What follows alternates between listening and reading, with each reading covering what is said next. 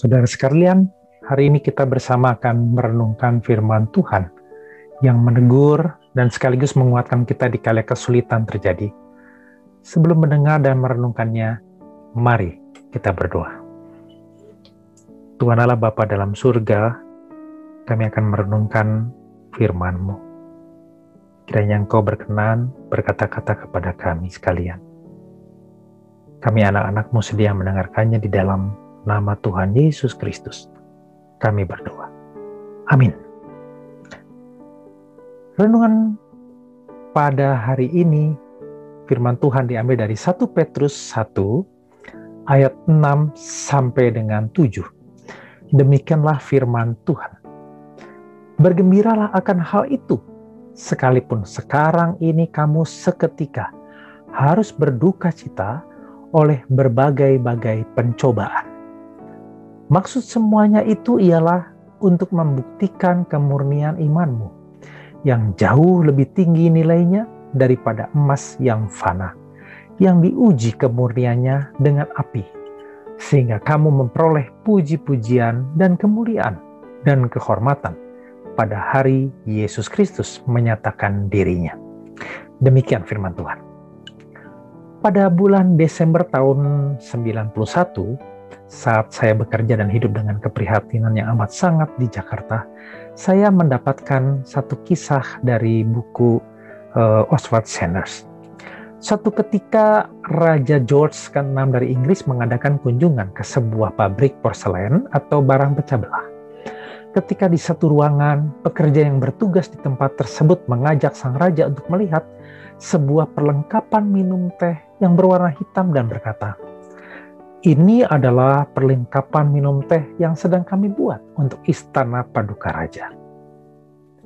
Sang raja memprotes, "Tetapi kami tidak memesan perlengkapan minum teh berwarna hitam."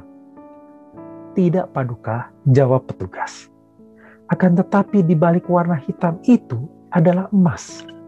Jika kami menaruh emas itu dalam api tanpa pelindung, maka emas itu akan merusak perlengkapan minum teh tersebut.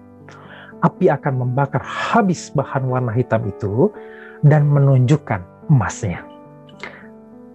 Saudara-saudara sekalian, saat berada dalam kesulitan dan keprihatinan, seringkali kita hanya melihat sisi hitam kelam saja keadaan-keadaan kehidupan ini. Serasa sukar melihat hal yang indah di balik hitam pekatnya kehidupan.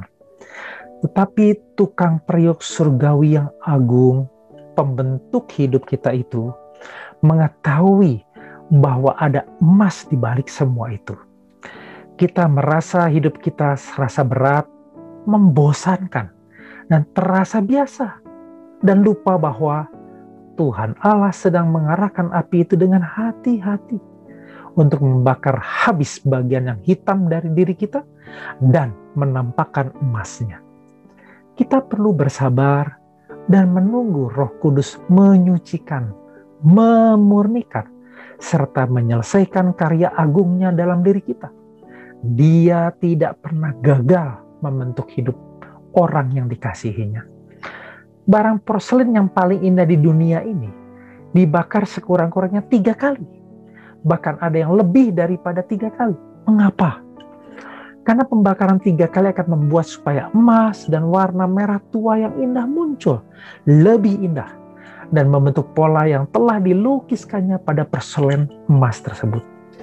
Kehidupan orang percaya kepada Kristus dibentuk dengan prinsip yang sama. Pencobaan membakar bahkan hingga 3 kali atau lebih. Tetapi kasih karunia Allah di dalam Kristus mengarahkannya sehingga api pencobaan atau ujian kehidupan yang berat, yang mendukakan, yang menyedihkan atau menyesakkan hati tersebut tidak akan pernah menghancurkan, melainkan akan memunculkan corak-corak yang indah di dalam kehidupan yang tetap kekal untuk selama-lamanya dan akhirnya layak masuk sebagai perlengkapan yang sangat indah dalam istana sang Raja kekal Allah yang sejati. Apakah saudara-saudara merasa berbeban berat, bersusah hati, sesak hati, dan merasa betapa sulit melihat cerahnya kehidupan saat ini? Percayalah bahwa Roh Kudus sangat mampu membentuk kehidupan kita tersebut Yesus Kristus Sang Juru Selamat mampu mengangkat beban berat dosa dan mengubah hidup kita menjadi berpengharapan dan sangat indah. Apakah saudara sudah mengundang Kristus hadir dalam hati saudara? Mari kita mengundang Yesus Kristus Sang Juru Selamat hadir dalam hati kita, dan Roh Kudus tinggal dalam hati kita, membentuk hidup kita dengan sangat indah dan menyertai kita selama-lamanya. Terpujilah Tuhan Yesus Kristus. Mari kita berdoa. Tuhan Allah Bapa dalam sorga, biarlah renungan ini boleh meneguhkan, menghibur, dan menguatkan kami untuk hanya berpengharapan kepada-Mu seorang. Sampai kapanpun, biarlah Tuhan yang membentuk hidup kami menjadi hidup yang begitu indah, yang akhirnya layak di hadapan-Mu. Di dalam nama Tuhan Yesus kami berdoa. Amin.